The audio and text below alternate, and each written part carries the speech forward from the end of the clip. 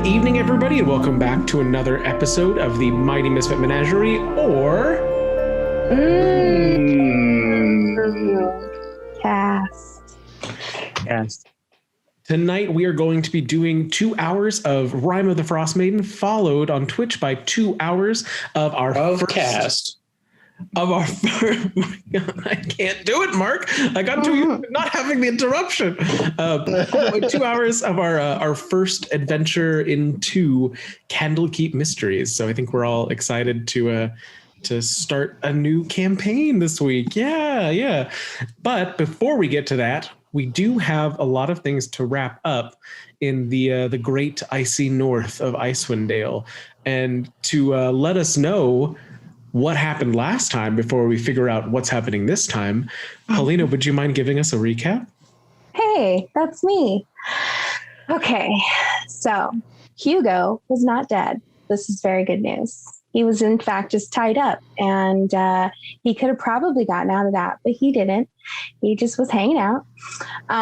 So he's found, Yselm stuffed him in some rubble from the recent dragon attack. How convenient. And so some workers found him and released him. And he was like, hey, so I was with these people. Where do you think they are? And they take him to Vellynne. And then Helen's like, let me introduce you to my bro Copper. And then Copper gives him directions out to the cabin. Speaking of the cabin, here we are. It's pretty dire. Some bad shit just happened. So Altus is a pile of ash, and Tempest is really hurt. The Summer Star is still broken, and it's rough. So Tempest is like, I'm disassociating. See you later. And then Molly's like, well, shit, I guess it's up to me and Z. So we better get going. So they work on the Summer Star.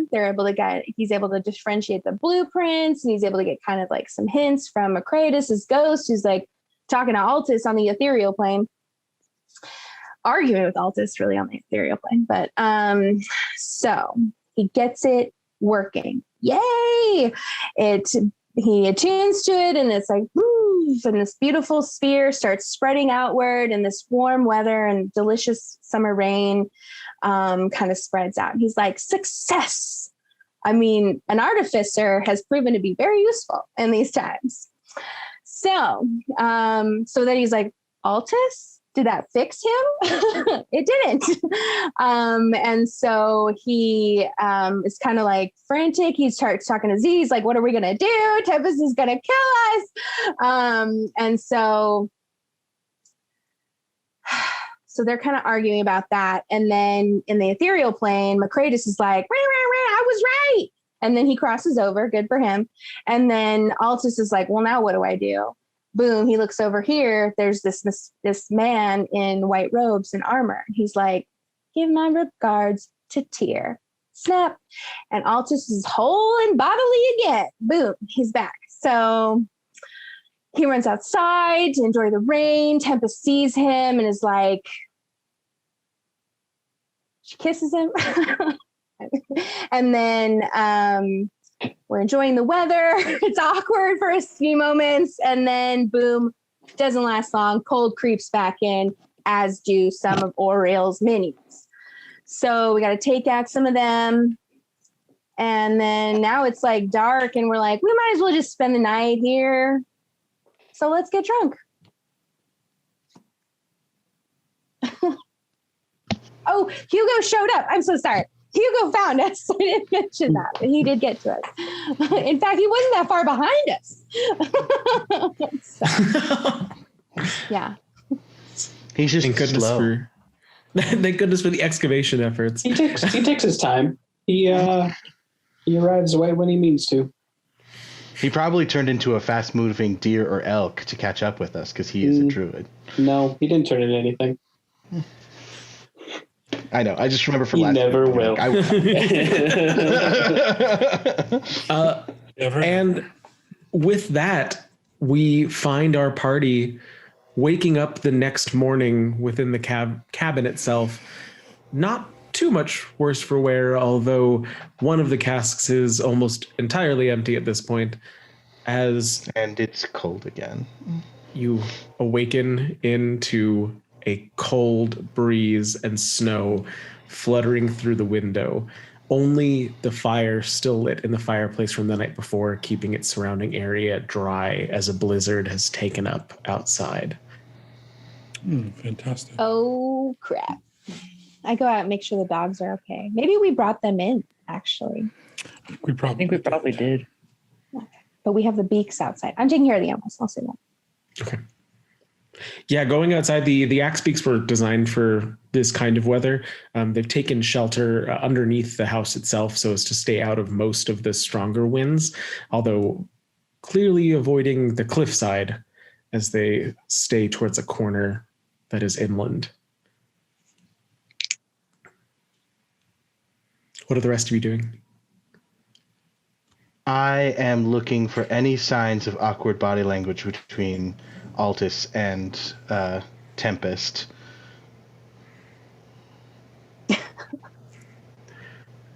I'm standing near the window just looking outside if I'm done with the animals.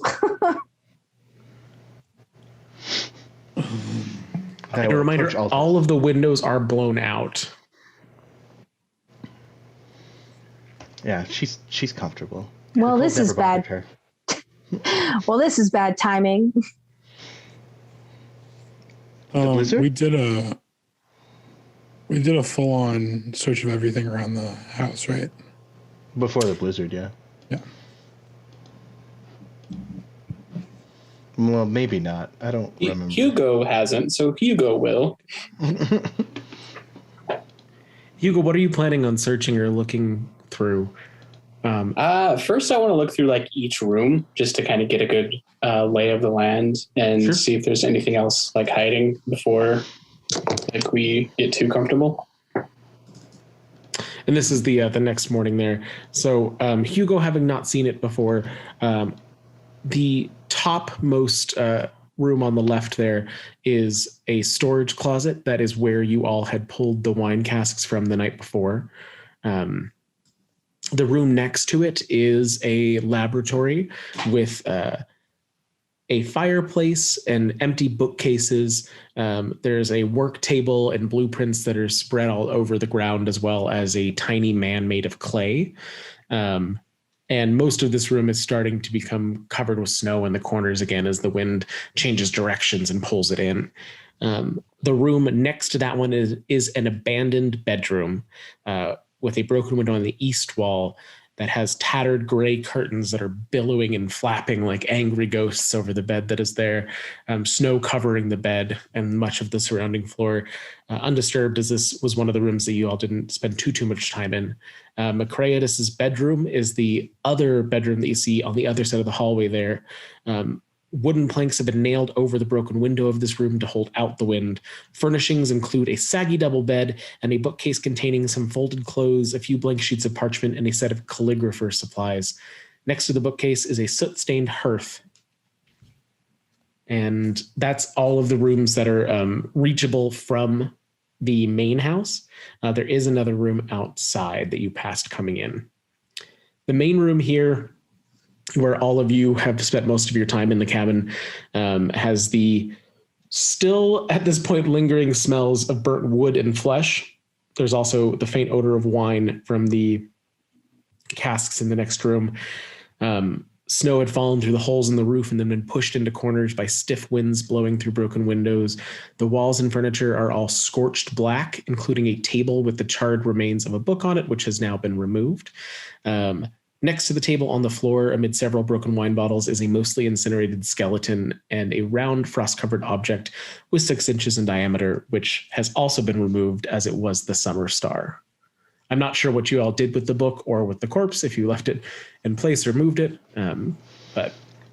I'm definitely keeping the summer star because I want to give that to Copper, so... Definitely keeping the book.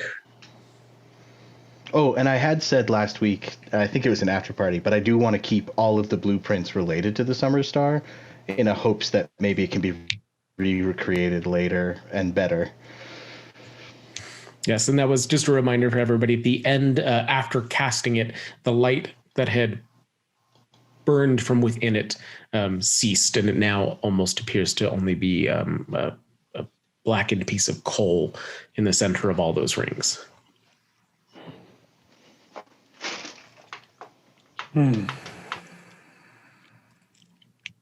So then is it safe to say that we checked pretty much everything in this place, or? We've searched the house pretty thoroughly. I just checked each room because I went, but I don't know if everybody else, I didn't do any like investigation rolls. I don't think. I know we found the scroll in Macretus's bedroom, and I searched the laboratory. That's how I found the blueprint, but we never really investigated the little clay man. You also found Smith's tools. You also found Smith's tools and Tinker's tools in the laboratory. Yeah. I suppose I'll go out to the room that's independent from the house, because I feel like that's the one that got the least amount of look-sees. Sure. So looking through the window there, you can see that it is an abandoned workshop of which frost covers every surface. I'll make my way in. Okay. As you open the door, there's a bit of like a scuffle and ruffled papers as the bookcase seems to almost shift and move in several places before it goes silent. Okay. In hindsight, I don't think we ever went in that room. We just looked in the window. And there's frost covering everything. Yeah, basically. I'll try to use my produce flame cantrip to kind of heat up the room a bit and melt away some of the frost. What is your passive perception? Can I tell you it's like 25? Only if it's true, but I don't think it is. Cool. Got it. That is going to be... it's actually 17. As you are heating up the room, you hear that scuffle from the bookshelf again and see a fluffy tail go behind two of the books before disappearing. Hello, friend. Do I know where it disappeared to? I mean, it appeared that it just went like into the bookshelf somehow. Oh.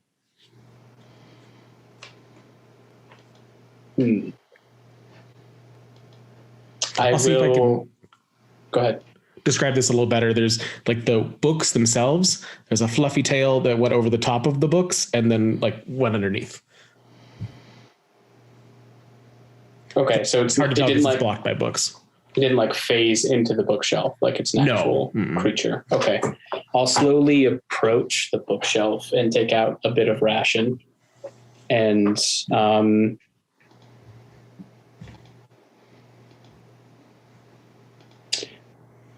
I'll cast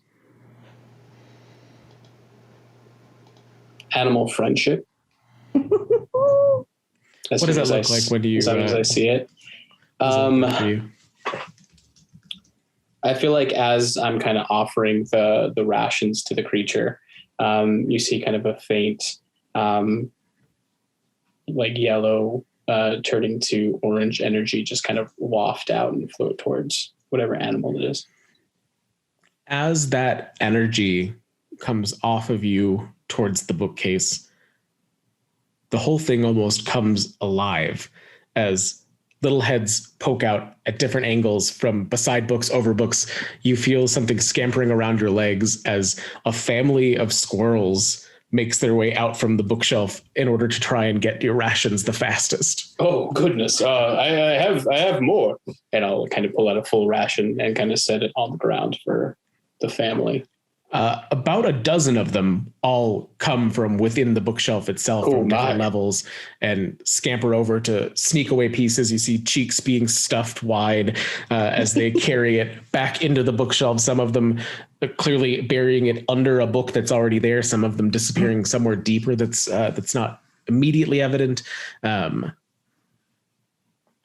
rest of them staying to eat it at your feet.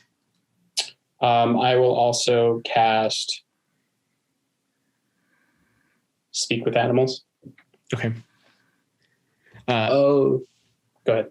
Go ahead. You immediately just hear chittering and excitement as the noises become intelligible. Food, finally, food. So long since we have food. And Plenty of food for my new friends. What brought you this far out in the tundra? two of them perk up, noticing you as the others are still too excited by the food. Oh, it talks. This one talks. The other one didn't talk. Oh, it is our home. How long have you been in this home? Oh, since many generations, since my father's mother's father's mother. And the other one perks in, no, much longer than that. Father's mother's father's mother's father's mother. So how did you get food before I came? Shipments. They always brought the little man shipments. Lots of food, Shipments. Lots of things. Yes, shipments. Were there two little men? 2, sometimes 3, sometimes the ones that brought the food. There's lots of people for out here. How long has it been since the shipments stopped? Oh, yeah. 10 lights. 10 lights. 11 lights, 10 lights. 10 lights. Perfect. Is there anywhere warm that you can stay other than kind of in this cold room? We are warm together. And the two of them, you see the male and female intertwine their tails as they move a little bit closer together, kind of in turn, each stuffing their faces still as they answer your questions. And from what I can tell, these are just regular squirrels, right? Mm-hmm. Okay. Well, if you and your family want to go into the main house, I have some friends that have plenty of food, and they'd be more than happy to see all of you. We saw main safe. Made safe. Main. Especially, it's a bigger man made out of a shiny material. If you all just want to jump on him, he'd love it. Metal clunk. Metal clock, yes. He has lots of food. They kind of both look at each other and then both disappear into the bookshelf again. And on the other side, in the main room, all of you hear a skittering sound coming from that first bedroom, and then the sound of several small paws scratching at that bedroom door. And I'll yell, I found some friends. Open it. What are you doing? Don't open. I open the door. One of them immediately comes right up your leg, Altus, and runs around your shoulder. And I don't know how far the voices can carry, but you hear nearly a whispered chitter sound in the next room. Hugo of not shiny, and goes down as the rest of them find the shiny man and Malai. They start running in and out of your legs, and one of them tries to get up but just can't get purchase because of the metal being slippery, and they just kind of keep circling you, chittering. I look at them and go, food thieves, is trying to kick at them. I'll kind of peek through the window and say, no, new friends, little one. Give them food. No. These things steal your food in the night. We have enough food. I start powering up lasers. No. As you do that, 2 of them have found your packs on the ground, and one is already inside, just the tail sticking out as the other's fiddling with the clasp on the other. Oh, I fire a warning shot at that one. All of the squirrels skitter out of the room at the warning shot, except for the one that's still stuck in the bag with its tail starting to wiggle frantically as it tries to push itself out, disappearing back into the bedroom. I was going to say, whose pack was that squirrel in? That is, let's see here. That was Z's pack. Okay, well, I'm going to go make sure they don't get into the bag of holding. Or maybe they all get into the bag of holding. So the tail, where a lot of rations are. The tail I'm like disappears into the lid of the bag as it seemingly failed to pull itself out. oh, okay. I'm gonna Unfortunately, Z, we need to gently. burn that bag. I'm gonna pull it out gently. Take Make sure it didn't lay eggs. Squirrels don't lay eggs. Yes. I do this. Yeah, so I'm gonna pull that one out and then I'll grab some rations and scatter them on the ground for them. But like I'm gonna take the bag of holding and like hold it. No. If you feed them, they'll live in the cave and then we'll never get rid of them. We don't. As you pull it out of the bag of holding, it doesn't move. It's still breathing, but its eyes are like the size of saucers as it just stares up at you in shock. And the rest of them from the doorway, you see head as they stack on top of one another at the sound of the rations being scattered. They look, Malai, you hear, sorry, not Malai, Hugo, you hear the sound of food in different registers quietly from the doorway. I'll chitter back. Yes, food. Take as much as you want. You stay back. It's like holding my hand down. It's like, shame on you. What? These are vermin. These are defenseless little creatures that are just trying to live. Well, if you've ever lived in a cave, you know that they will steal everything you own if you let them. I don't think they have any use for your metal. I think they're just looking for food. They all do start to go and eat the scattered rations as one makes its way over to the scorched body on the ground. They do remind me of Mother. She so did love squirrel bones. To do what? Oh, for like an after dinner snack.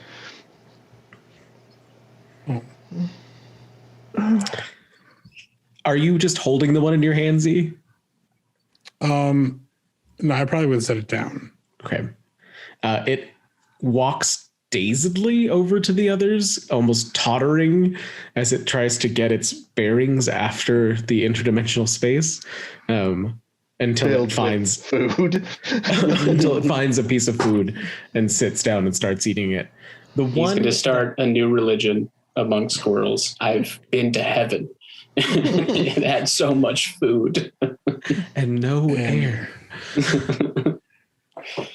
There's 10 minutes of air in there. One that broke off from the others is starting to paw at the corpse, at the little bit of clothing that is left on it.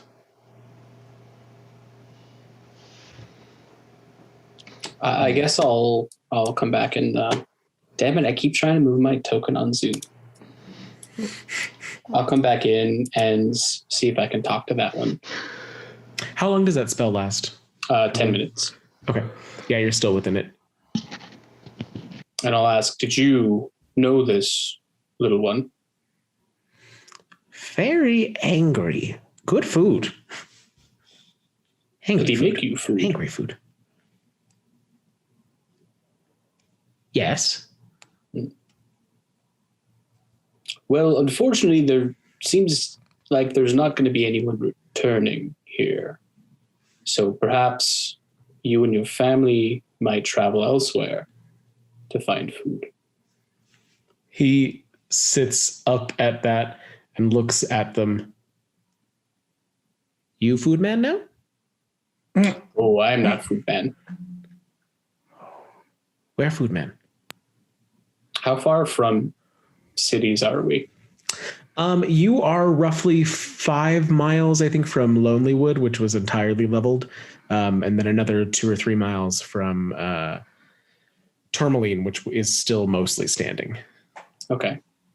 So then like 7 miles at best to Tourmaline. Yeah. And it's east to southeast of here. And I'll speak to the party. Where are we headed next? That's a good question. I mean, we got to tell Copper that his buddy is gone. We do. Yeah, That's not going to be a fun conversation. Will that take us past Tourmaline? It's I don't the know. opposite TM, way. It would take us past Tourmaline. Oh. And I also said the wrong direction. It's west-southwest. Apologies. That was on me. Well, I guess we'll have a family of squirrels along the way till Tourmaline, and then we'll drop them off and go about our business. Okay. At this point, I don't think anything surprises me anymore. That's good. Yeah. I'd rather help squirrels than people anyway. Fantastic. And But they're thieves. Malai, be nice. Hugo, is there any way to make sure they don't make off with all of our rations? I'm happy to feed them and give them some sustenance, but we require food too. I'm not saying Malai's finally completely a wrong. word of reason in this madness. Well, if you're good enough at locking it up, they can't get it. Okay. Anyone have anything shiny they'd like locked up as well? They can't have any of my things. And keep them away from the papers, Hugo. I'll talk to the squirrel. I will be your food people until we get to another town, and then you could find a better spot. Better food people. Yes. And it turns and announces that to the rest of the squirrels, and they all stand up and turn and look at you.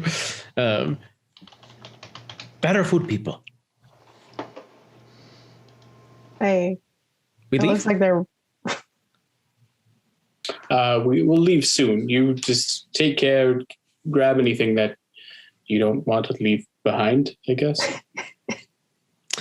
The squirrel, seemingly elated by what you've now told them, dives into the burnt out chest cavity, and it holds up in its two little paws this dusty item, almost all charred on the outside, in the shape of a sun rising over a mountain that is on a chain. They're horrifying. Horrifying. Pick it up. little creatures. What is this? It seems pick to be it up. wholly What is- simple. what does it look like? Wasn't he a follower of Lathander? Wasn't he?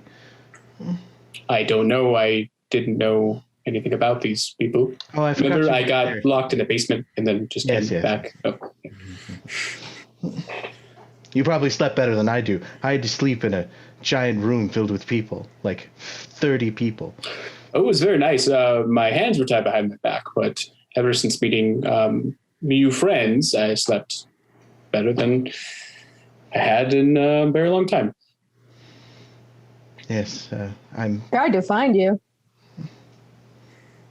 Well, I was really waiting for that lady. I forgot her name. She said she could help me, but obviously that was false. Unless she could help me, and then you killed her, and now she can't help me. But that's neither here nor there. To be honest, she did summon a giant frost-breathing wolf that tried to kill us, so I don't think she was ever intending to make good on that promise. I will say I'm agreeing with something Malai else. this time. Malai's right this time. Well, so you're our holy man, correct? And I'll hand it over to Altus. Yeah, Coulter, what am I holding? As it transfers over to your hands, suddenly the patina of coal and the dark ash starts to crumble off onto the floor, revealing a clean symbol of Lathander. And as you start to feel the magic coming off of it, the gold chain returning to normal, your constitution is now a 19. Anyone holding Nice. it is an amulet of health. Hell yeah. My constitution is now a 19. So anybody, so basically it can be used by anybody. It is not necessarily required to have a cleric or a paladin using it, but it did turn on. So yeah, right. Yeah, as long as you are attuned to it, your constitution is a 19. What does that look like to the rest of the party as I'm staring at it, kind of forgetting everybody else is around? As the coal and the ash all fall away, and it glows with this warm light that seems to spread to Altus himself, giving him a healthy glow as if he hasn't spent the entire evening in a drafty house. Are you okay? I was right. Oh, I feel great. Does anybody mind if I just hold on to this? I'd like to study it a little bit. I have no use for it. Yeah, go for it. Molly wouldn't have a problem with it, but Rio knows that Tempest could get the most benefit out of it. But so Malai doesn't have a problem with it. While the squirrels are kind of causing a ruckus among the party, I'm going to slip back into here and see if I can investigate like the bookshelf and the rest of the room. Go ahead and roll investigation for me. That's actually good.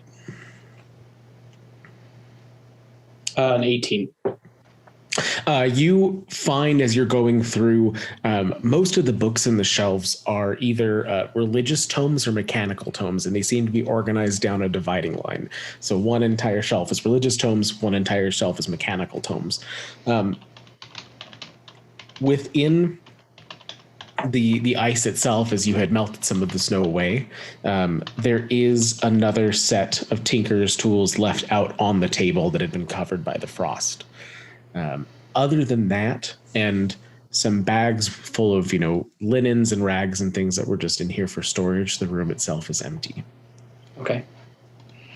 I'll roll up the tinker's tools and bring them to the main room and see if kind of Malai or anyone else wants them. And then tell everybody, looks like there's some books in the other room if anyone's interested. Some are religious, some are, looks like mechanical things. I don't know. Yes, we should definitely pack all of those up. You never know when they might come in handy. Sure.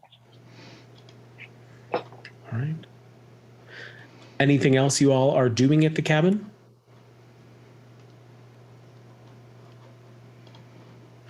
All right. How many of the books are you taking with you? I know you have all of his blueprints. I mean, if I can get away with it, I will load up the dog sled with all of the books. Unless I've already read it, in which case I'll leave it. So I would say there's, let's see here. So there are about 57 books total between all of the shelves. So it's probably not possible to take all of them. Do you want to go ahead and roll a D10 for me? Sure. Malai. D10. Roll. That's a 10. All right. So you found that all but about 15 of them are titles that you've seen before in all of your days of thieving. It makes sense with this many books that they're mostly common tomes, as anything rarer would be too hard to come by and probably not kept in an outside room. But I think that those titles that are left would be easy enough to store without setting over your weight. And I can get you a list of those 15 afterwards. All right. Excellent.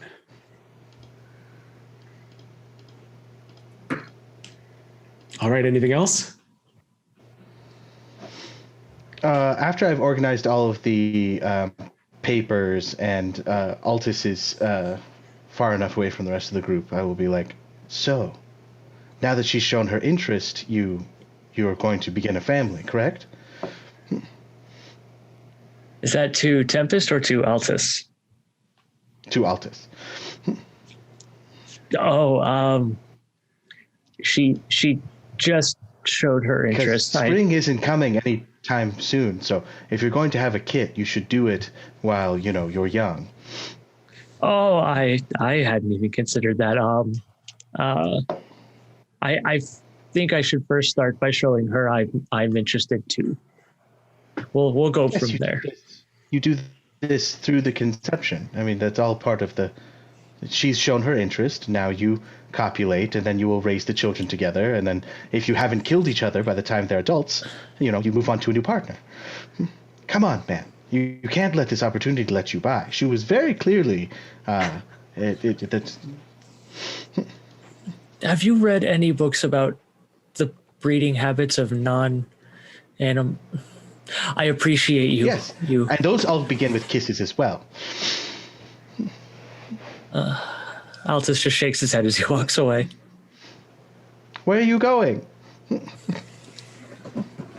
We need to pack. We have squirrels to deliver.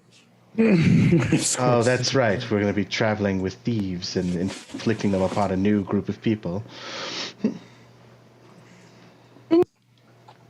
No, we scavenged. It was different. We never went into anyone's home and stole their things until they were dead. Oh, well, all right, if that's a distinction. Did you kill them? I never did, no. Sometimes my father would, but they were in our territory. It's different. We're kind of in the squirrels' territory now. You're right. We should leave them here. It would be rude to take them out of their territory, Hugo. As he's saying that, I'm like opening up my jacket and seeing how many can fit inside. With the full understanding that there is a promise of food at the end of this, you're able to get all about a dozen of them in there as they just kind of weasel their way around to try and find a good warm spot that they can perch. It's not super comfortable as they have to do that cat thing of like latching in their nails to the fabric in order to hold on. But it's mostly just itchy as they figure out the depth of it. And as I'm watching, I'm like, Hugo, I have a shoulder. Are you okay? Oh yeah, I'm fine. It's just like back at home. So his jacket looks extra stuffed, and it does keep wriggling as they get more comfortable. I'll if they give you rations and like put it down. Well, if they give you rabies, I'll put you out of your misery. Thank you. We should sprinkle water on his face every morning to make sure he hasn't succumbed to symptoms. That's an early warning sign.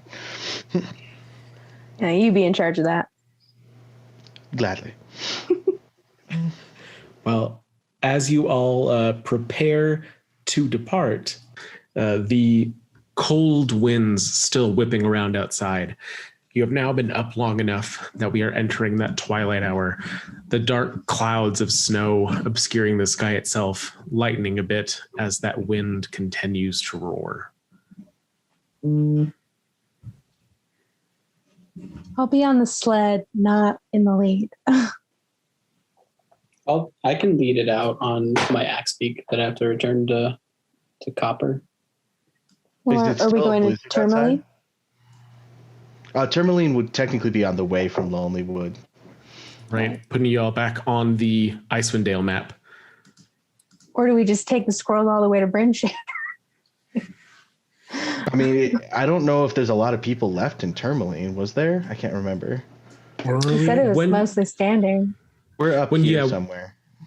It's that black diamond that's north of, you got it. I believe I had said as you all were going through Tourmaline, there were people that were trying to figure out, what was standing, what was viable, things like that. So there were people around. The town itself was still unoccupied. Nobody was living there, but there were people beginning the process of figuring that out. But the squirrels would have much more opportunities for food in Bryn Shander than Tourmaline. Either way. Because Copper's in Bryn Shander, right? Mhm. Okay, so we're going eventually back to Bryn Shander. Oh, we're going straight there, honestly. Okay, cool. Yeah, I'm down for that. Okay. So how are you planning to get back then? Well, same way we got here. Wouldn't we just follow the river to Lonelywood and then go south from there? All right. Who's in the lead? Hugo said he would be. Yeah, I can lead us out. Can I please get a survival roll, Hugo? That is a 12. 12? Okay. And what were you going to say, Molly? Oh, I was just saying, if the weather improves, I want to hang back and talk with Tempest. Okay. Away from the rest of the group. All right. As you begin to travel with that 12, working on making your way back to the river that you used as a guide, time passes and the blizzard barely begins to ease up. And as the winds start to die down and visibility gets a little bit clearer, where you should have come upon a river half an hour ago, you suddenly see the beginnings of sparse trees. Hugo, we're supposed to be following the river. Oh, yeah, I mean, they must have moved it. As I try and do another survival to see if we can get back on track. Go ahead. That's better. That's a 15. The wind continues to die down now, and about an hour and a half in to twilight, it is becoming more of that visible light that you're used to on a clear day, and you can discern based on how far you've traveled and how the trees are becoming thicker that you are somewhere over here in the Lonelywood. Hugo, this is still not the river. Do you really think they moved it? Is that common? Oh, who knows? I mean, the gods here are all very fickle. They might have. I mean, I guess that makes sense. They did create them. That's going to make it hard to find our way back. Yes, definitely. Since I spent some time in Lonelywood, can I do anything to help with this? If you'd like to make a survival roll of your own, totally.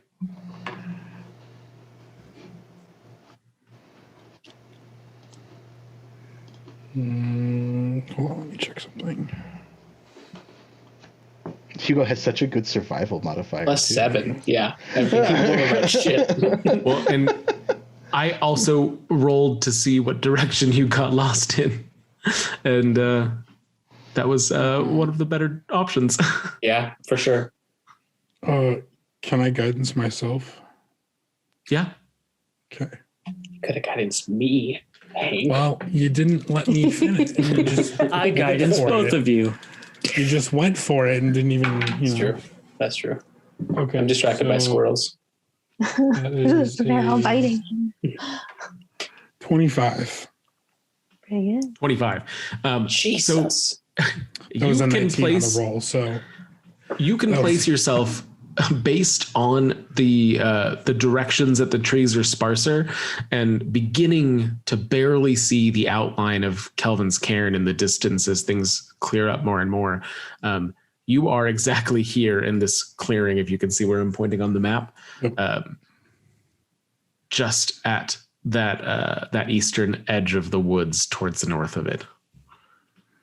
But with a 25, you know that if you follow the edge of the tree line, you'll bypass Lonelywood and end up in Tourmaline. I'm going to pass it on to Hugo and let him lead us out of here.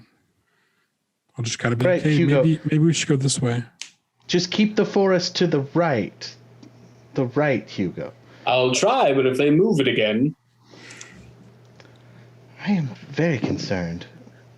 Okay, that's better. That's a 26. All right.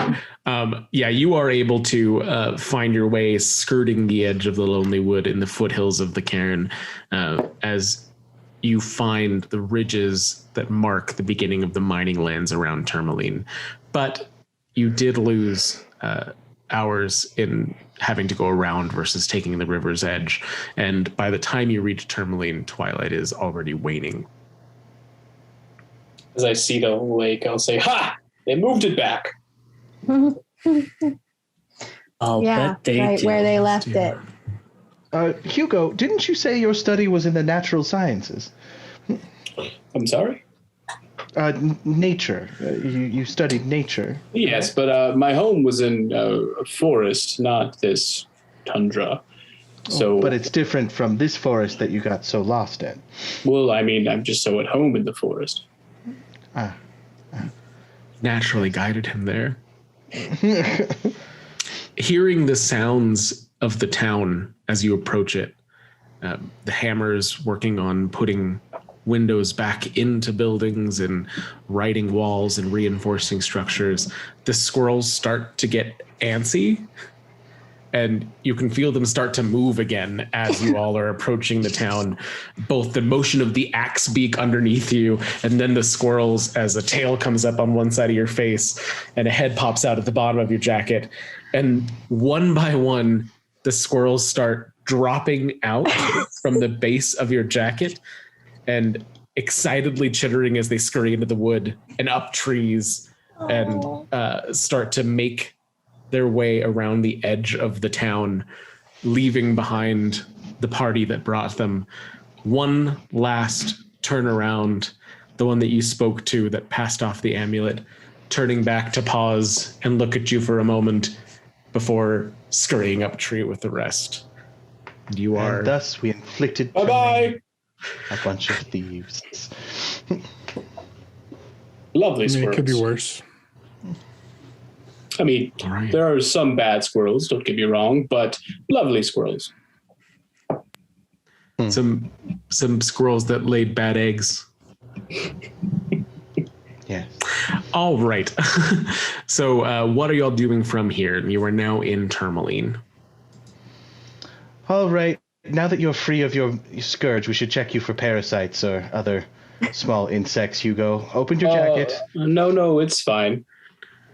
What's the approximate time it takes to get from Tourmaline to Bryn Shander?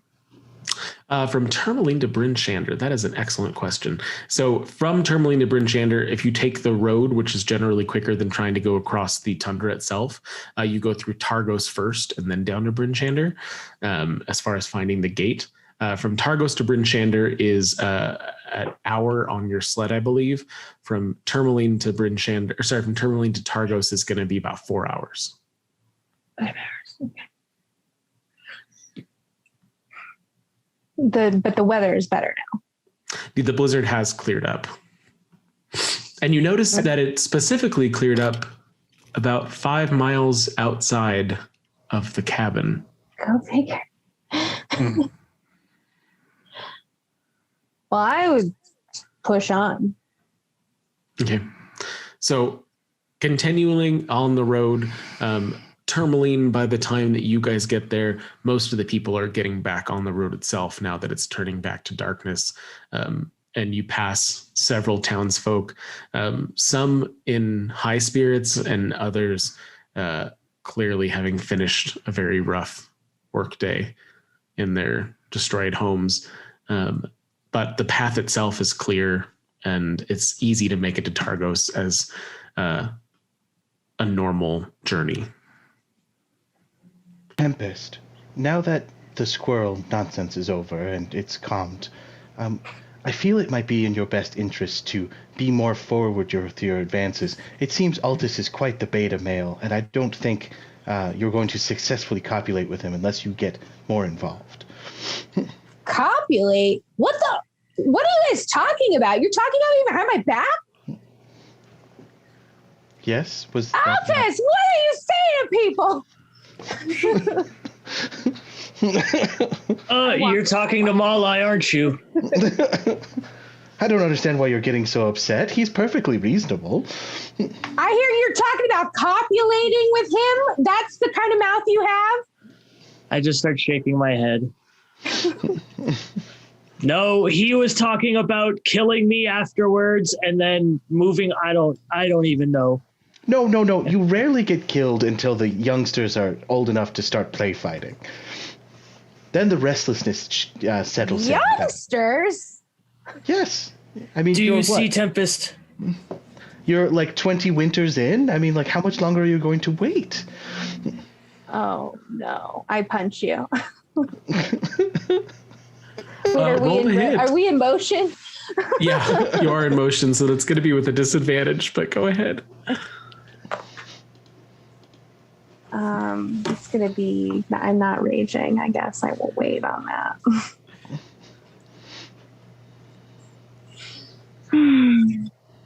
12. Well, does that hit? No, I have an AC of 20. So I hit the dogs on it. Or go ahead, sorry. It misses. So go ahead. And then I try to get further away from you.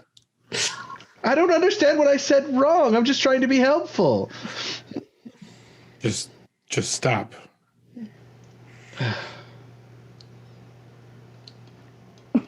All right. So the rest of the journey, as far as the outside, is still uneventful, aside from what happened within the party. And about 6 hours later, total, you are arriving in Bryn Shander now at roughly 8 in the evening. Coming through the northern gate there are guards on duty once more as Bryn Shander begins a slow return to normalcy.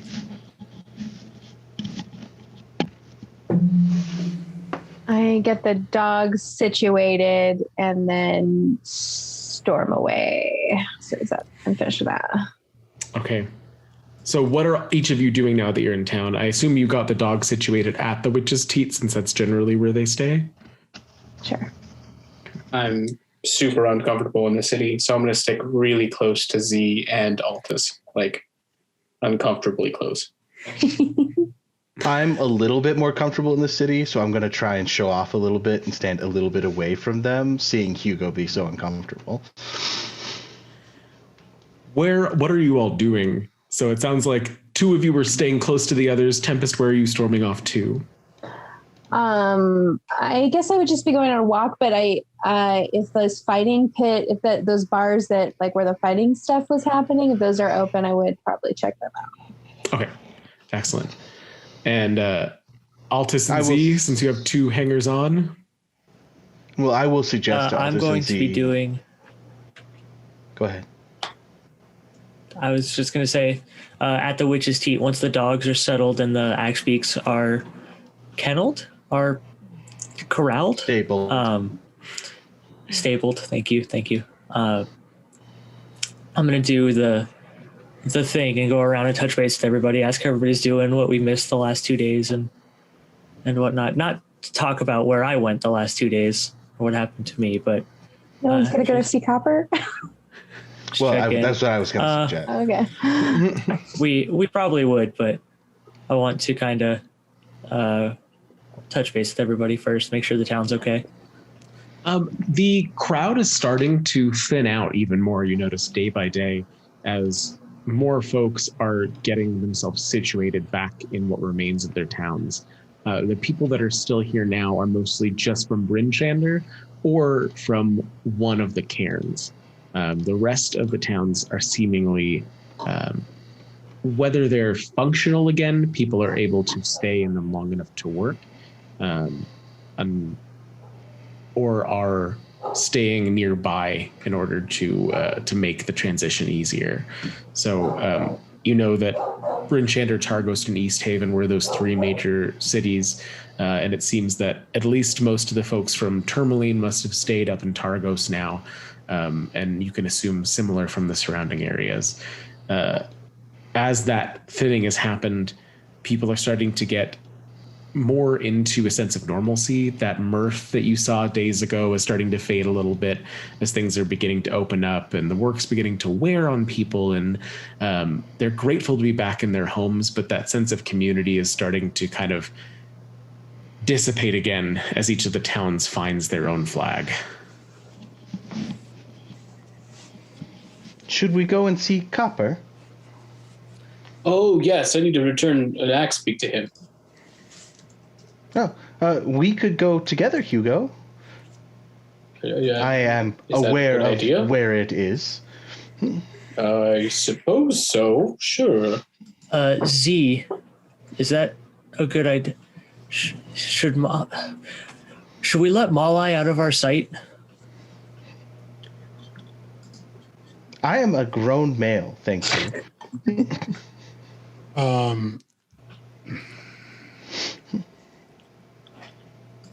Don't worry, and I produce a map of Bryn Shander.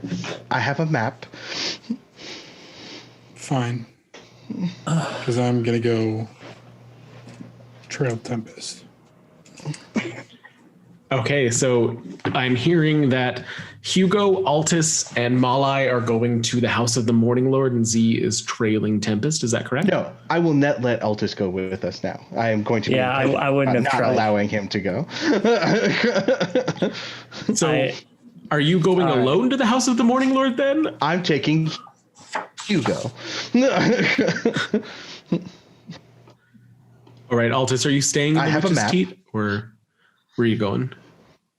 I'm gonna find just a shady spot by myself and kind of reflect. Maybe not shady, probably actually the opposite, sunny spot by myself, and kind of reflect. If I see Tempest, I will flag her down for a word and apologize. Are you trying to go like outside then? No, I forget it's blistering cold. It's summer in Arizona already, so I'm like, Yeah, it's blistering no, I'm cold gonna stay and inside dark. and dark. 'cause it's I'm gonna 8. stay in the Witch's Teeth then. Okay. All right. So with that, let's go ahead and transition to those of you going to the House of the Morning Lord. If it's just Hugo and Malai, can I please? Sorry, I don't know why this makes me laugh so much. Can I please get an investigation check?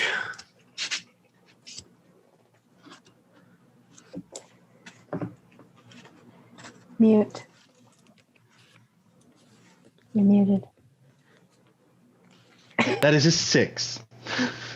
Okay, so as you try and figure out the mapping in this place where all of this is surrounded by buildings instead of landmarks, and what you've drawn is clearly accurate, you find yourself approaching the eastern gate. Did they move it? I don't believe they move their buildings very often, but according to my map, if this is the east gate, we should be able to follow the wall to the House of the Morning Lord. So we'll do that. We'll just do that. As you go ahead and make another investigation check for me.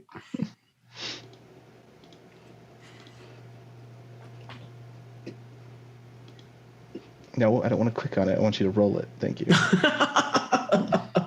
21. I got a 21 that time. Okay, excellent. So you do go the right way along the wall, and you find yourself, as you're moving along it, hitting the wall of the stables of the House of the Morning Lord, as most of the lights on the inside are out at this point as you're approaching 9-10 o'clock in the evening.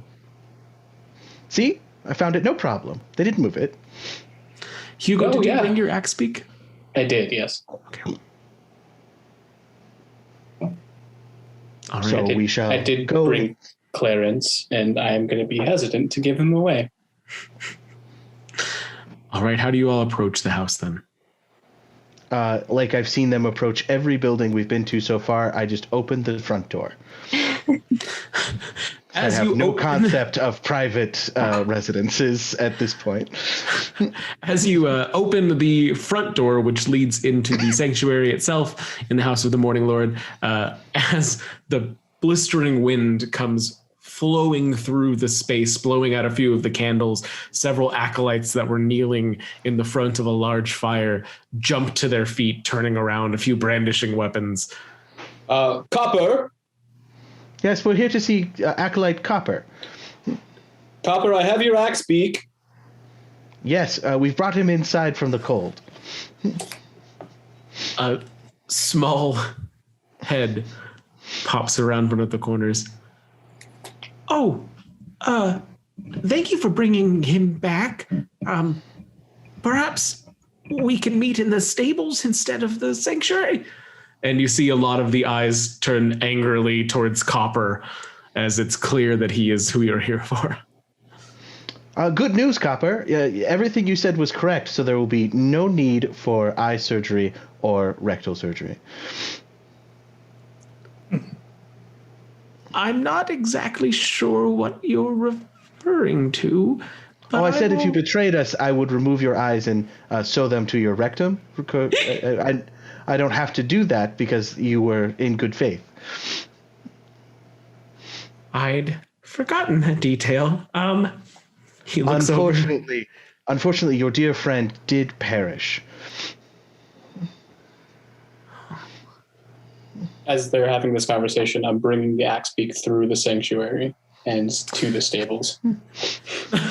A few of them jump out of your way, but you get a lot of angry looks as one of the other acolytes, a female gnome, walks over and puts her hand on Copper's shoulder. A couple of the others moving more in that direction in a mixture of mourning and comfort. However, the aisle is now split between anger and mourning. However, I was able to complete his object, and I will remove that from my bag. The faces light up as several of the acolytes were aware of what he was working on. Unfortunately, it is no longer magical, but it did work for 8 hours. I told him we didn't understand enough of what the technology was capable of. It's a shame. With your permission, I would like to continue his work. We would be incredibly grateful if you could make Lythander's mission come true here. Yes, of course. You may have this one, as some of the etchings are not very well done. I will redo them myself. But I figured you might want this as your lover perished creating it. He very awkwardly holds out his hands.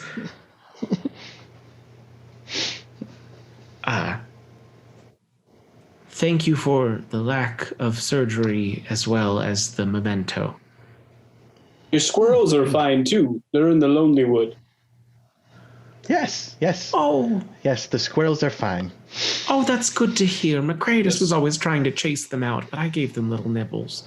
Yes, we gave them enough rations, and hopefully they'll find another place to live in Tourmaline. Well, thank you all so much for your help. I'll have to make sure to visit Tourmaline and feed them in his memory. If he disliked the squirrels, he would not like that. I always think it was a bit of a playful thing, you know. Yes, I often chase away filthy creatures because I love them as well. Yes, that makes sense.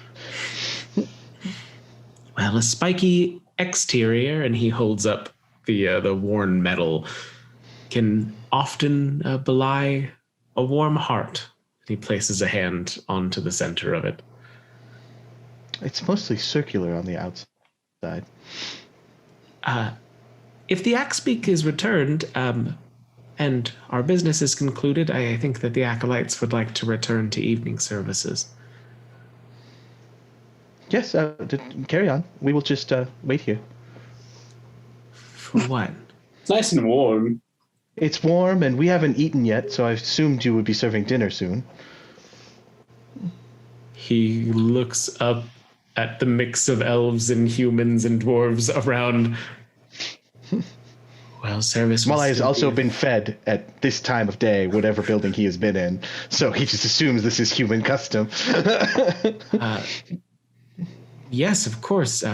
If you'll just give us a few moments, we will be happy to have you.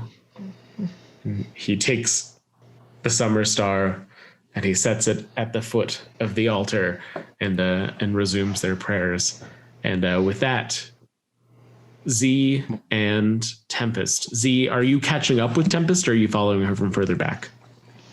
I'm I'm gonna follow for a little bit. Okay. As Z, or are you gonna get real shady about it and turn into somebody else? I'm gonna say Z. Tempest, making your way through the different alleyways and streets over to that far edge where that seedy tavern, not nearly as nice as your own, is sat against the outer wall.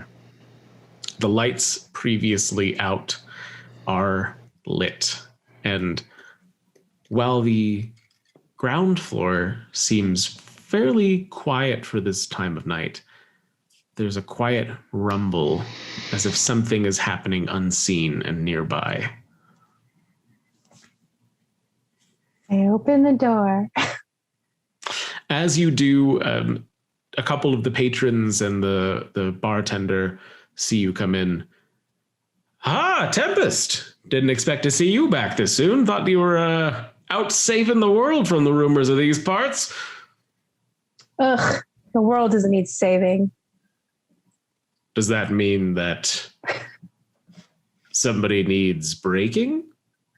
That's why I'm here. Well, let's see if we can get our old champion back in the ring. And all of the patrons that were sitting around in their different tables alone, a couple together, make their way up to the bar, purses in hand, as the betting for the evening just got a lot more interesting. The bartender opens up the side of the cover entering the back of the bar, allowing you to go through where there is a cellar door that is opened from beneath as another man clad in leathers holds the way for you down a flight of stairs. Yeah. Descending down into this familiar space, warmly lit with torches, the sound getting louder and louder as this basement of hewn rock, shadows cast from the irregular light. There's about 50 onlookers, all looking down into a pit as you see the end of a fight between a dragonborn and a human. The dragonborn is a little bit familiar, and you recognize the town speaker of Caer Konig taking a beating. And just as you come through, the bell rings calling the end of the match as he picks himself up off the ground, limping off to the side, and the referee declares the human fighter to be the winner. Fighter, makes sense. I try to catch the Dragonborn's eye as if he comes close enough to me, I guess. Sure. I mean, it's not too hard as he's made his way to the side of the ring, getting ready to exit, having lost his bout. One of his eyes is just swollen shut from the pit fight itself. But with his other, Tempest, it's been a little bit of a while. I can't believe you made it. How did your town fare?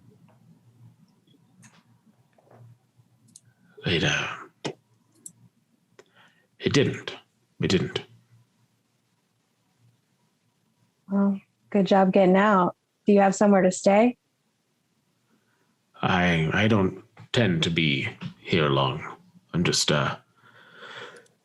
trying to pay for my part in all of this.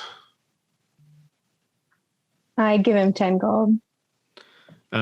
As you do, you see one of the patrons reach down to offer him a bottle of wine, as almost like a compensation for having lost, and he waves it off. You off it?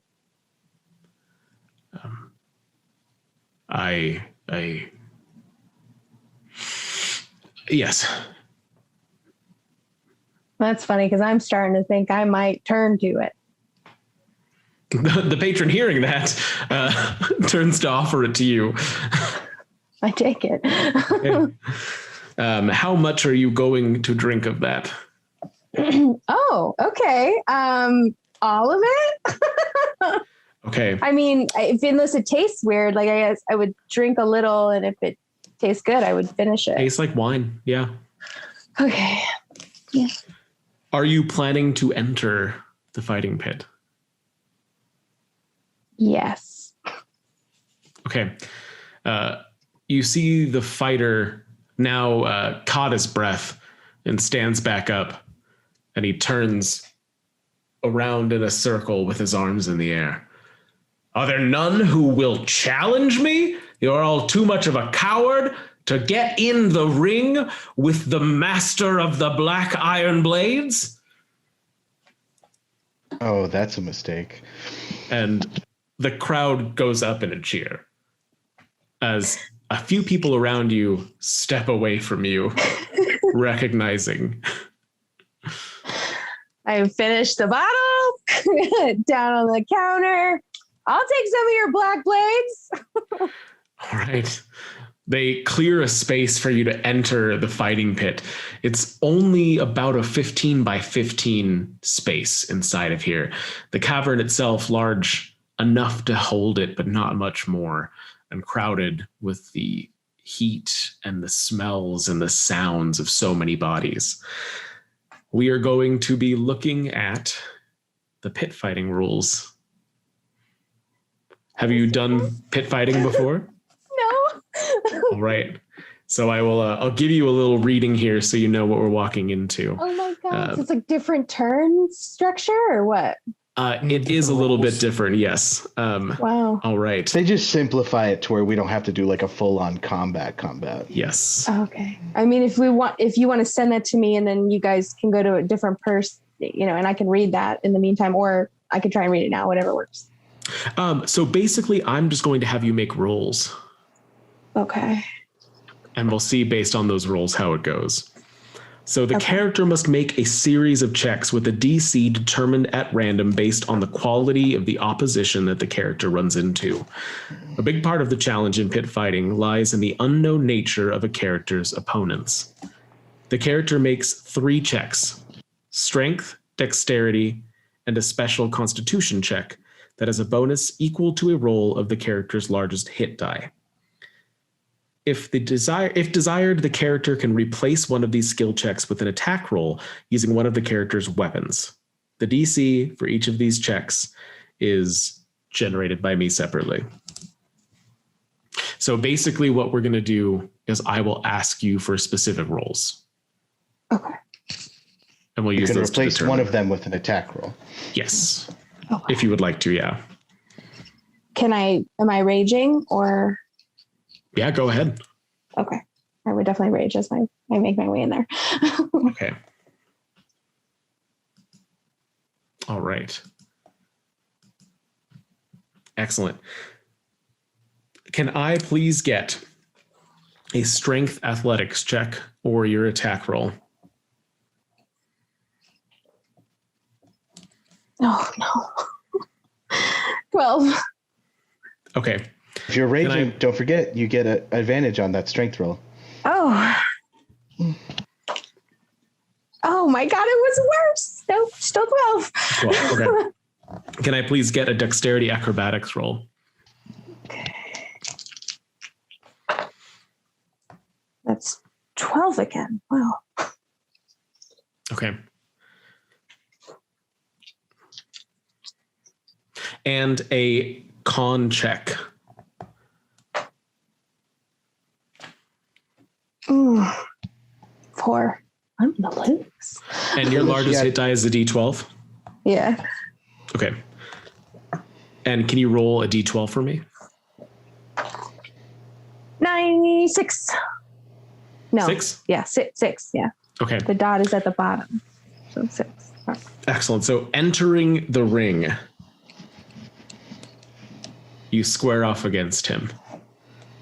He brushes off his shoulders from the last match, brings up his fists, ready to face you.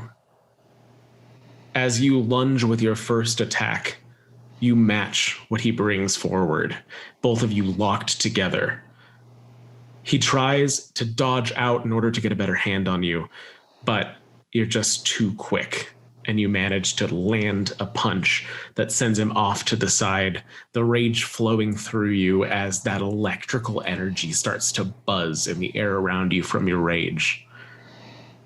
but at the last minute, he is able to avoid it and lands a square hit on your shoulder, pushing you back. Can I have you roll a d6, please? 1. All right. And then I will need 3 more of those same checks. Okay, so advantage strength is going to be, that's going to be 21. Okay. Then dex, oh, frick. It's 4. And then con, oh, not 1. So 4 again. You come up hard this time and you're able to get him right in the jaw with your first hit. And it seems as if it's going to knock him off balance into the ground. But as you fumble with your second, he's able to regain his footing.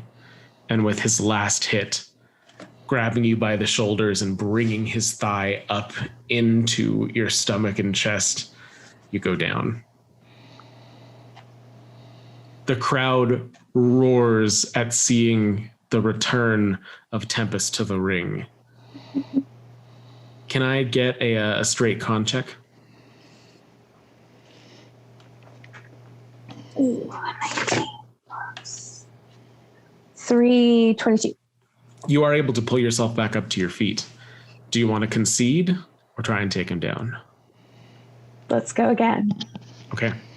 And don't forget, Helena, that dex One check, attack roll. you can change it to an attack roll. So Okay. after I roll, I can still decide to change it. Okay. It has to be done before you roll. So either the strength or the dex can be swapped out for an attack roll. Okay. Yeah, I'll do that. All right. So strength. Strength is going to be 12. Okay, dex. I will do an attack roll. Do I get advantage? No. Why would I get advantage? 13 plus 7. That's going to be a dirty 20. Okay. And con roll is 7. Okay, you said 12, 20, and 7? Cursed dice. Cursed. Yes. Okay. I'm being very fickle tonight. In that final round, you both panting, looking across the ring at each other, him clearly getting worn out from actually having to face a real opponent after facing the ashamed speaker. Mm. Your first attack knocks him to one side. Your second, with your weapon coming from the other direction, hitting him straight upside the head. And as you yourself sway from the blows you've taken, he falls to the ground, knocked out. The referee comes over to the side of the ring and pulls your hand into the air as the crowd erupts, and you feel the liquor just thrown as they all throw their hands in the air. And I hold up my horn of blasting and I'm about to blow it when I pass out. All right, Z, what are you doing during all this? I'm just watching, but I'm going to go over to her when she passes out and do some healing. Not necessarily to wake her up, but like just to heal her. And sorry, go ahead. no, please. I don't know. I think we'll stay there for a while. Like I'll stay with her, but I'm not gonna like drag her back to the witch's tea. Like I'm gonna let her wake up here on her own terms. All right, as you pull Tempest off to kind of a side area, a little bit further back from the ring itself, where all the people are gathered waiting to see what the next bout is going to be, we will return to Altus, now sitting alone in the witch's teat, as a tankard slides down the bar, clinking into the one in your hands. As it slides down, it knocks a bunch of crumpled pieces of paper off the bar onto the floor. I have my book sprawled out in front of me, and I'm writing, throwing the quill down, tearing the paper out, crumpling it, and tossing it. And then I notice the new tankard, and I look over. I'm assuming it's Tormund. No, actually, a couple seats No. down, where there were two people sitting next to you that have since shuffled off in the time, Vellynne leans onto the bar, looking over at you. So it seems you've all finally returned just about when I did, which is fantastic timing for me.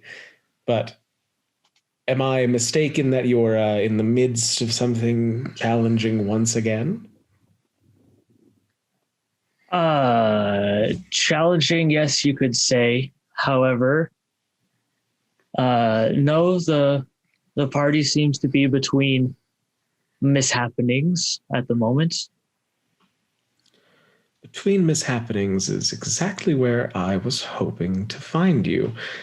I've gotten some information on the things that I was missing when we first spoke, and I think that I'm ready for your assistance if you're ready to grant it. We did agree to help you out, and it seems your timing is impeccable. It always is.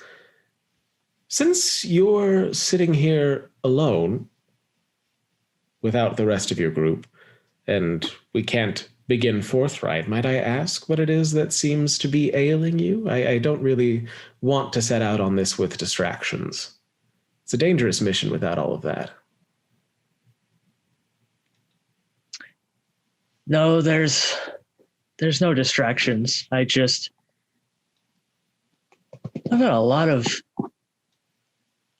think you know something, then someone else comes along, and then not only that, you're faced with I don't know. And I tear out the page that I was writing in and crumple it up. As you are talking, she snaps her fingers twice, and another creature that you hadn't seen previously in your focus skitters out from behind her as one of the kobolds comes forward quickly, grabs the sheet of paper and retrieves it for her, and she uncrumples it. Poetry.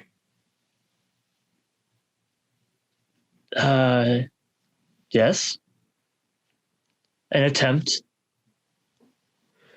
If I might give some free advice. You may. Say what you mean, or you may not live long enough to say it. And she folds up the paper. Ain't that the truth? And slides it back to you across the bar. I reach out and I slide it back and just kind of rest it under my book. I'm going to be staying here this evening, but I would like to depart as soon as we're able. So when your party is back together, come find me. We shall find you before twilight for final instructions, adieus and goodbyes, and payment arrangements, hopefully. God forsake us. I think we can arrange something quite beneficial for the both of us. And she stands up from the bar without another word, moving over to one of the booths in the darker parts of the bar, leaving her bags and her tankard and her papers on the bar itself. And almost immediately, a kobold pops up onto the thing and starts to gather up the papers, while another one climbs on a third kobold soldier and grabs the tankard, and another grabs the bag. And you see, slowly walking behind them, two of the zombie kobolds just picking up the rear as they all bring her items to where she's decided to retire. As she does that, I kind of sit back in my bar stool seat and I write a page, and I kind of just nod and set everything down in front of me as I grab the new tanker that was slid towards me. Back to Hugo and Malai. I've taken up one of the back pews and I've started drawing up a master blueprint from all of the prototype blueprints. Hugo? Not being shy about talking as I do it. I'm gonna cast Speak with Animals and say a very long goodbye to my Axebeak players, and also not being quiet. So you had taken him out into the stable, so at least that's a little bit less distracting for their evening service there. And luckily, being the House of the Morning Lord, the evening service is not one of the more important of their services during the day. After about a half an hour of wrapping things up, they send folks to come get each of you to help you over to their residence halls across the courtyard. And Clarence, I'm just very grateful for all of our time together. I mean, I'm just so boring here. I was so happy to be back in the snow. Yes, I know, old friend. I'll come back soon for you, though, and we'll go riding into the snow once more. Oh, yes, much better. And he punctuates things where he gets excited by hitting his beak onto the post of the stable next to him, and you can see the indent that he's formed over years of doing this as he gets excited about things. I'll feed him some more food, and just kind of pat him a few more times, rub the bottom of his beak like he likes, and then I'll walk back in and say, Malai, are you ready? No, we're still waiting on an evening meal. They're still doing a little bit of chanting, though. I think I'll go back now. Well, it would be rude not to accept their hospitality at this point, Hugo. Well, I'm just not feeling very hungry. You know, it wouldn't be rude to us at all, Copper says, kind of hurrying forward here. No, we don't mind in the slightest. I mean, as much as we enjoyed your company, we would take no insult in all of you returning to your companions. Well, you heard him. Stay if you'd like. I'm going to leave. I would like to make an insight check to see if this guy hates me. Go ahead. I got a 7. Do I just think that he's being polite? I mean, it's really hard to tell. He definitely seems nervous, but yeah, just being extremely polite. I know you're new to the area. It's really not a problem. We can accept a change in custom. I'm sorry, Copper. I am not interested in males. I do appreciate your thinly veiled advances, but it's probably best if I leave. You are grieving, and I understand that you're looking to find comfort in the arms of another, but that will not be me.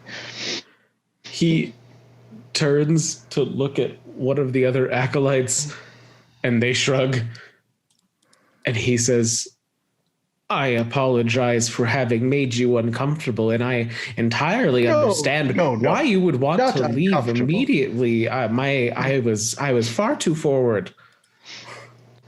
A bit, but I do not mind. I know it was quite nerve-wracking for you. Fear of rejection is common. I think I will follow my companion. I'm afraid he would get lost without me. Well, you're both always welcome in the House of the Morning Lord. He puts a hand out as if to shush him lovingly and goes, we both know that would be harder on you. I'll be back to check on Clarence. Oh, yes, obviously, Hugo. He's not madly in love with you, though. I'm sure Clarence will look forward to your visit. I gather up my things, and then I lead Hugo back to the witch's teat. Okay. I won't make you make a roll this time, but following the same path around the outside of the wall, back to the east gate, and down the main road to the market square, you are able to, in a roundabout way, get back to the witch's teat. Move it. I have cartographer's tools. I should be so good at this. It's just not the normal cartography, you know? Walking around in the wilderness is easier for me in Hugo than cities. Z and Tempest, are you staying in there for the rest of the evening, or? No, I'll probably wake Tempest up so that we can go back, but gently, not like cold water to the face, like, like a gentle like tap, like Tempest. Okay. Tempest. You're muted. See? How long have you been here? Oh, The whole why does time. my face hurt? Yeah, punched kind of hard. Oh yeah, that fighter. He was good. Did I win? You did. Oh. You have a pouch for her with 50 gold pieces that was given to you by the referee. Yeah, I'll hand that over. Oh wow.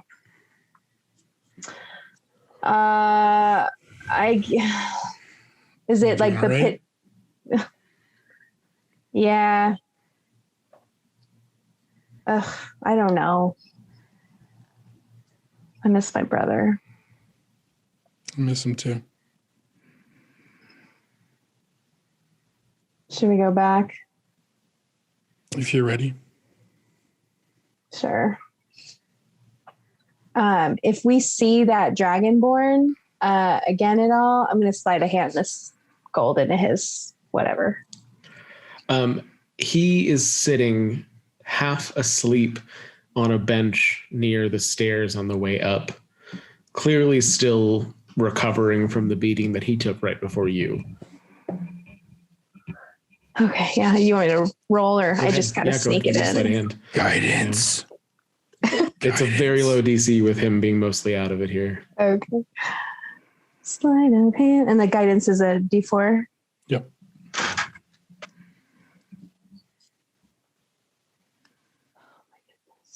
14. Okay.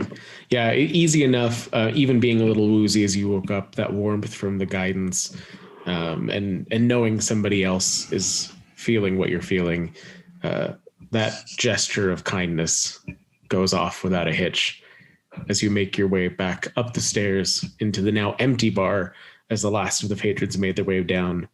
The bartender bids you both farewell, seemingly raised in his spirits from having their champion return for an evening.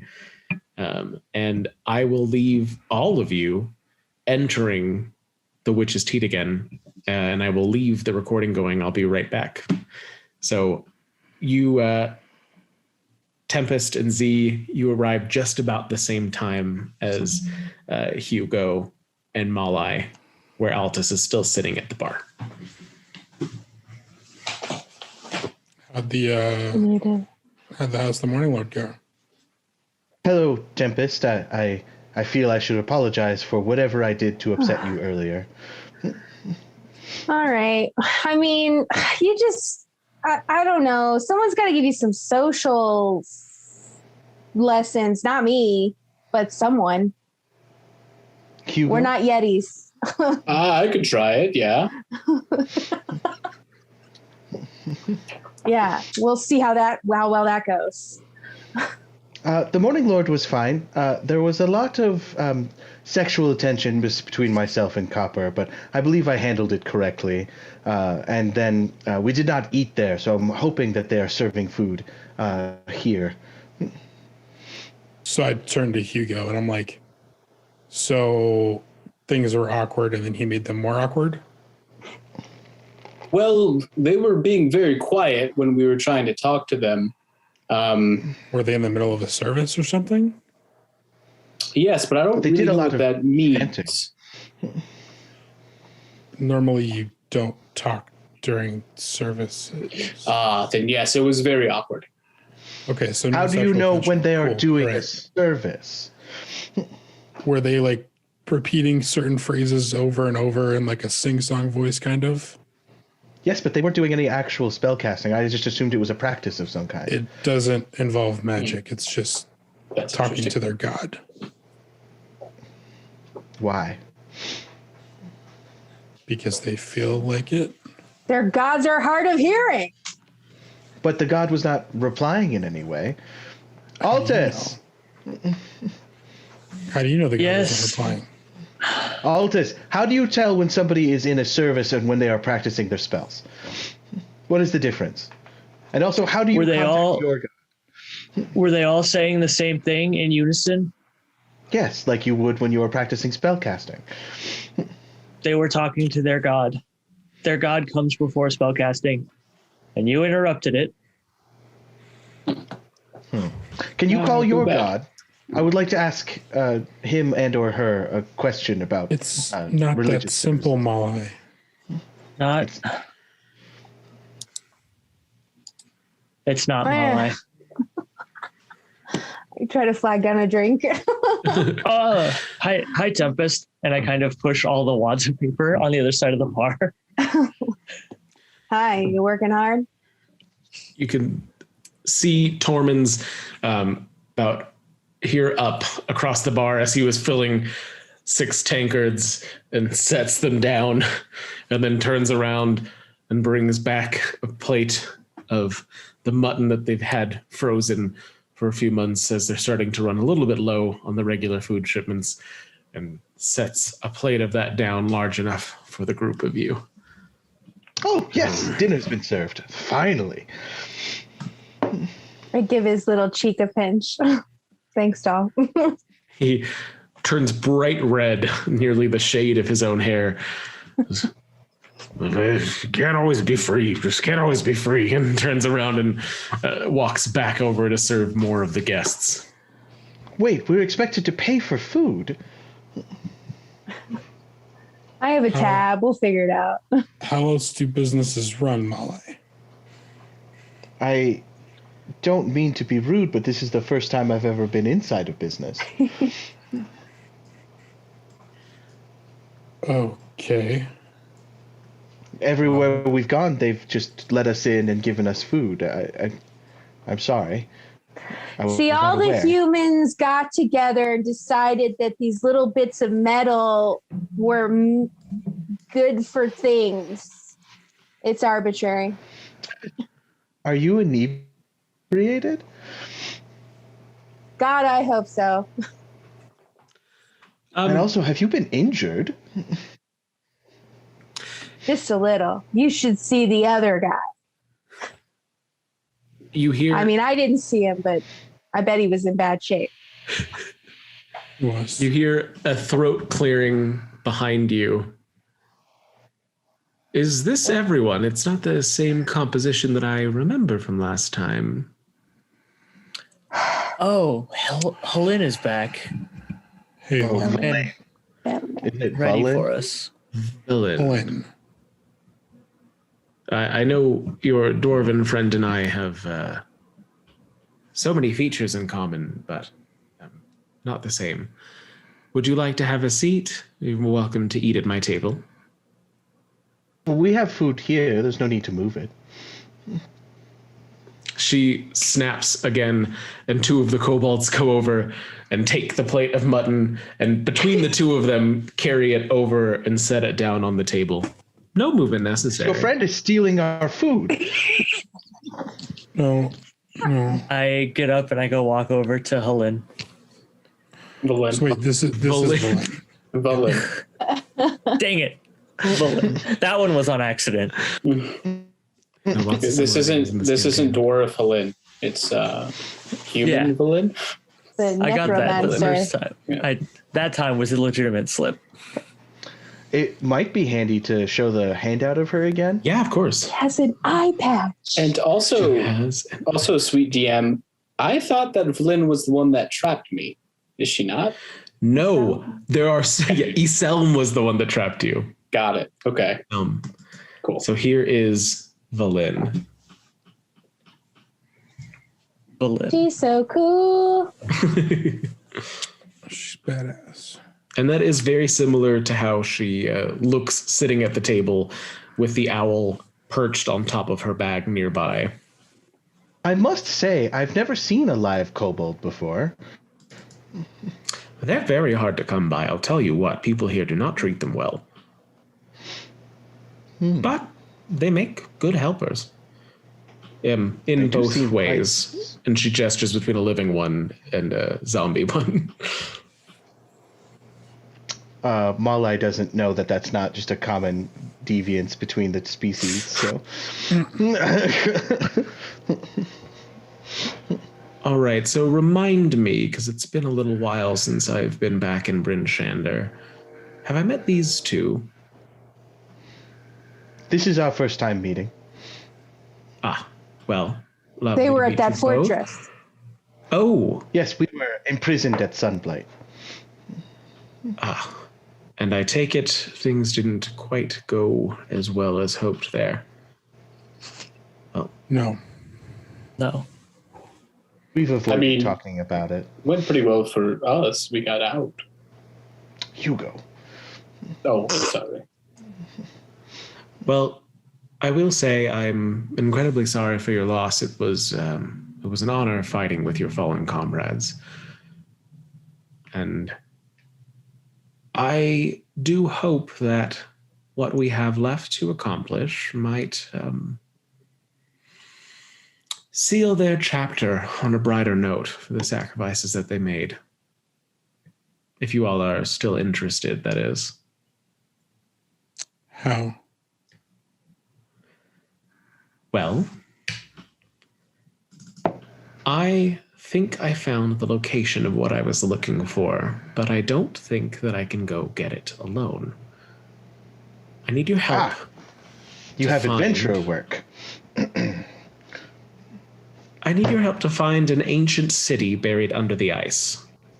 The city Ithrin is a lost fragment of the Empire of Netheril, whose wizards created many of the magic items we find scattered across the world today. It holds magic beyond our wildest dreams, and we might even find something there to end the winter. Can I make a history check? Sure. What are you trying to find out? If I recognize the name of the place she's saying. Oh, okay. That's 22. So specifically, after you all found that book, it had jogged your memory, and the Netheril have been more in the forefront of your mind. And Ithrin is a name of one of the many flying cities that you've read about in books of the past. You found the flying city of Ithrin? I haven't specifically been there, but I do know the location now. Oh, can we go? Netherese, they're like I mean, there's really looking at some of their notes might help me finish this Summer Star. I mean, how does the city fly? Oh, I start going into a long explanation. Your friend's correct. It was Mythalar, and I believe that Mythalar is likely undamaged in the crash of the city based on how we believe they were stored. And with, I mean, even a fraction of the power of something that was greater than a wish spell from a culture that struck into the weave in ways that we can't even fathom, I can't see a way that they wouldn't have something to fix this whole mess. Or destroy all of Icewind Dale. You win some, you lose some. Do they have magic that might be able to heal things? Oh, yes. They should have an abundance. We don't know how much It of is the often city believed. survived, and that would be the question. I mean, the Netheril, basically, everything we know about magic is plebeian compared to the common Netheril citizen. So if anyone would have a way of... are you ill? Oh, no, I'm perfectly healthy.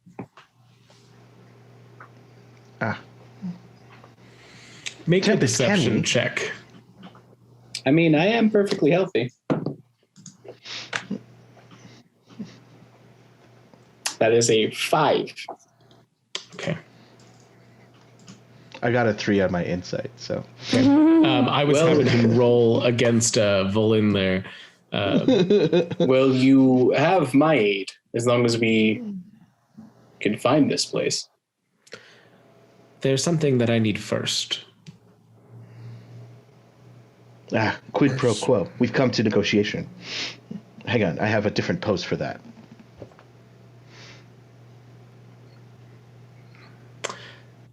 I'm going to ignore that. This is less of a matter of negotiation and more of a matter of necessity. I have 2 belongings. One was stolen from me, and I believe the other is with it, that I need in order to get to Ithrin. And I believe both of those are on an island in the Sea of Floating Ice. The Sea of Floating Ice? People do not go there. That's exactly why they're there. I'm looking for the Codicil of White. It's ridden and guarded by Orl's followers. The Codicil is rumored to contain a spell that can carve a passage through the Ragged Glacier, where the city of Ithrin is buried. Ragged Glacier? Yes. It's buried deep within it. And from what I was able to divine, the book is being held in a frost giant fortress on a mist-shrouded island in the Sea of Moving Ice. So, to summarize, you wish for us to go up against both the Ragged Nomads, the followers of Auril, a mad goddess with all of Icewind Dale in her clutches, and a entire clan of frost giants, all in order to retrieve a book so that we may or may not find the lost city of Ithrin. Sounds fun, right? Thought you worshipped decidedly no. Ariel.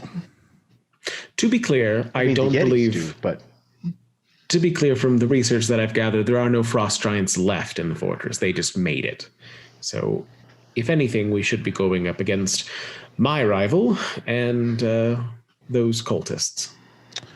Your rival meaning?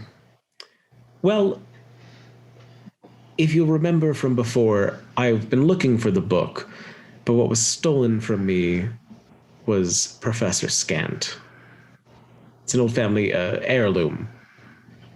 My former colleague, Nos Lantimir, took it. The orb itself is a professor orb. It has the personality of a scholar named Professor Scant. Its knowledge, I think, will help us once we descend into Ithrin. One of his areas of expertise is the Netheril.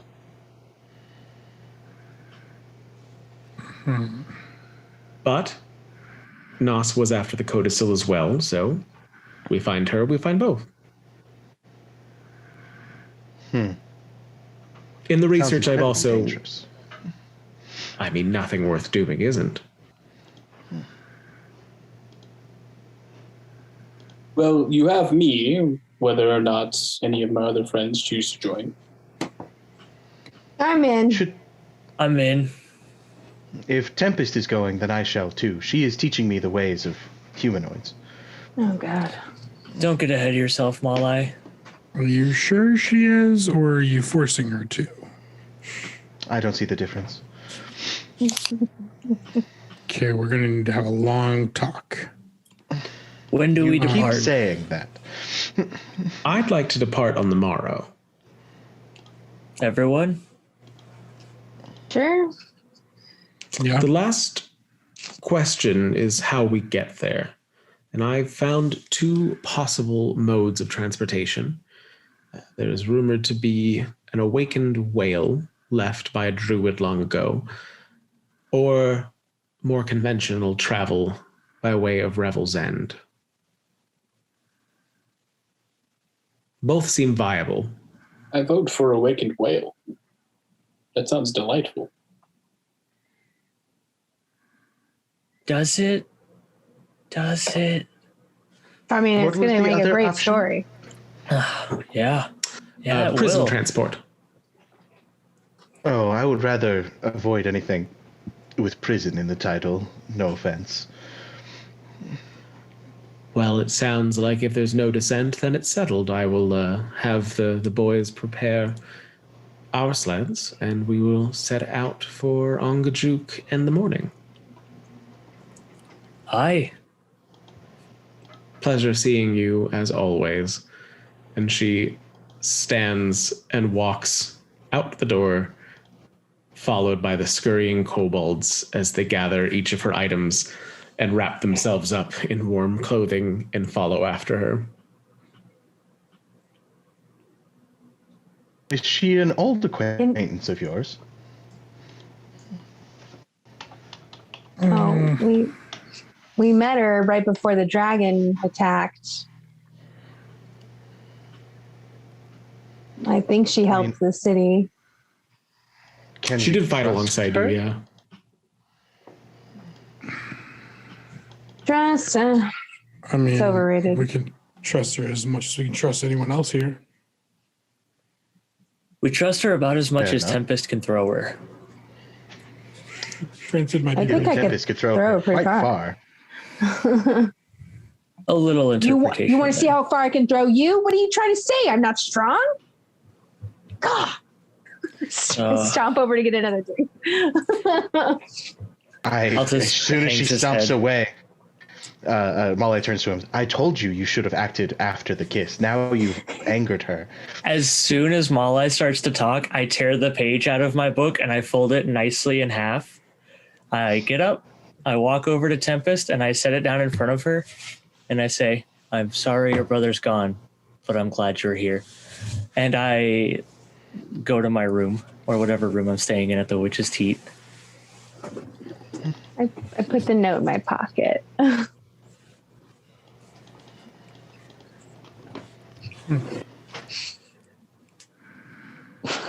Anyone else? Seeing the exchange, I'm just going to turn to Z and go, what do we do now? We leave them alone. No more advice. Let them do what they're going to do. I meant with the evening, Z.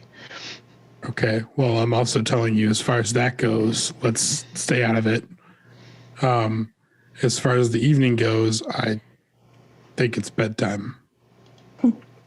Where are we sleeping today? The cave from before? No, we have rooms here. Oh. I was assuming we had rooms because Coulter has described as less and less people.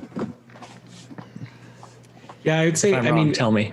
No, that's I'm perfectly happy with that. I mean, they put you up where they were able to because you're family, but there are more spaces available. There's nobody sleeping on the floor in the main rooms anymore, and you would be able to eke out 2 rooms for the entire party.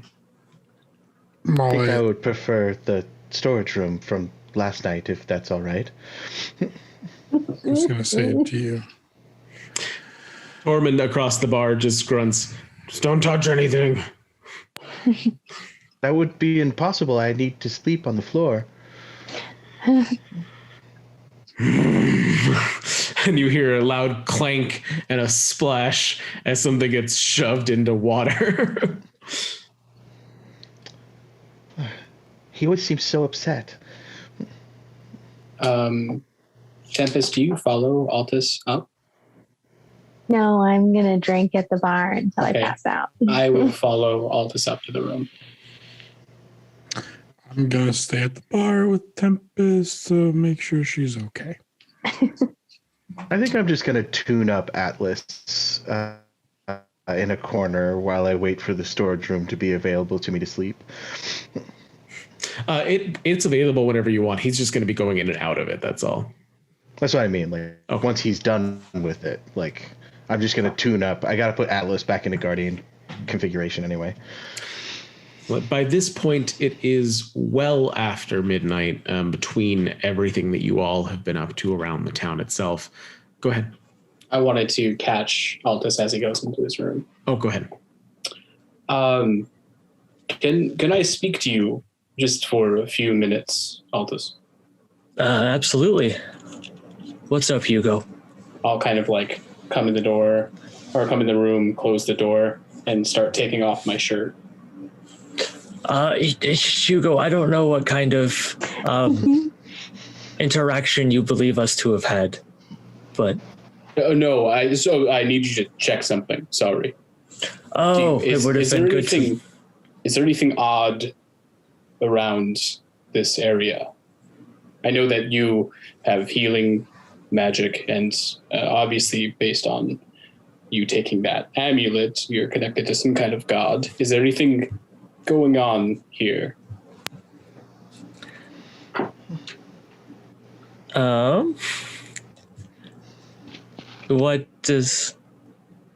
Can I cast detect poison and disease?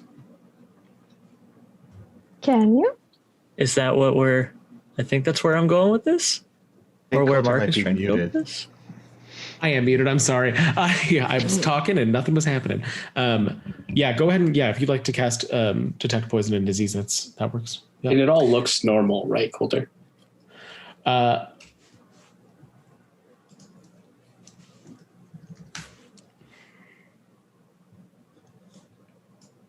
Just a moment. Okay. Confirming. What does casting this spell look like? I think I kind of not reach out, but I present my hand, and the air kind of swirls around it, and I'm trying to like pull something from it, if that makes any sense. Cool. Right. With that sense, there's no poison or disease, but there is this strange dot of foreignness that seems sickly deep inside of him, wriggling.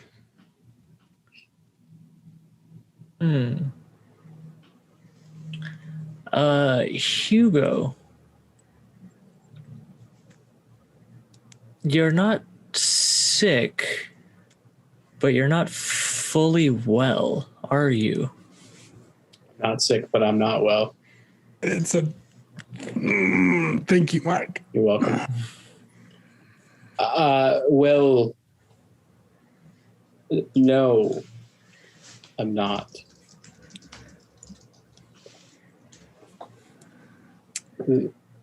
So,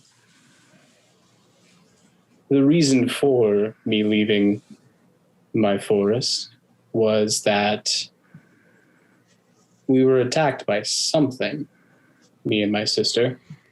And after a few days, something else came out of her. And I fear that might be my fate as well. Oh. What does the timeline look like? So we've known you for a number of days now. Well, based on my travel and when it happened, 22 days left. Left. Okay.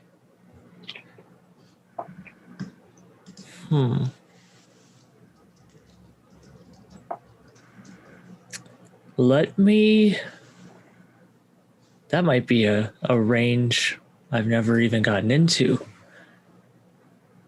We'll do some thinking on it. Would healing word do anything? If you're at full HP, this is like just something else, right? I mean, I've tried healing magic on myself, and it doesn't seem to affect much. I feel fine. It just, so did she before, you know.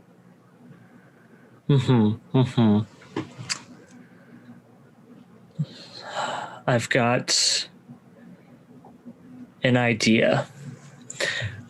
Coulter, I'd like to cast Remove Curse. Okay. Go ahead and describe that.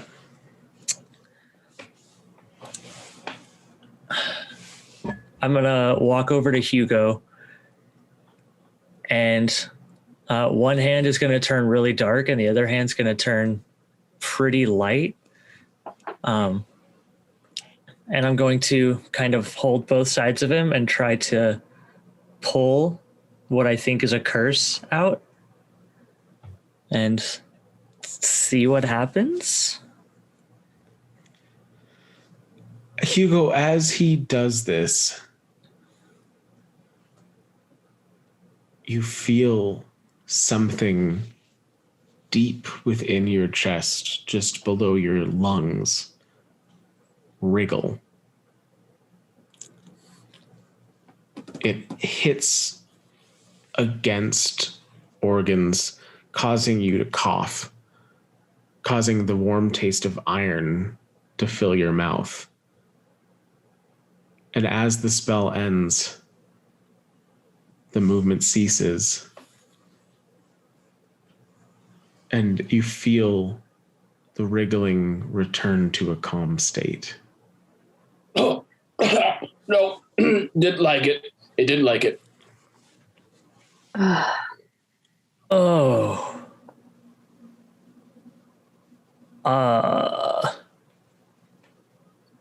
We have time to figure it out. Let me do some reading. 22 days. We'll figure it out. For safe measure, Hugo, because I like you, let's say we have just under 20. All right. I'm gonna do what I can. Thank you. No need to thank me. You've helped what remnants of a family I have, and at this point, I think you might be family too. Well, don't get too attached. I've learned not to. And I'll kind of like pat him on the shoulder and then just like awkwardly turn around and leave.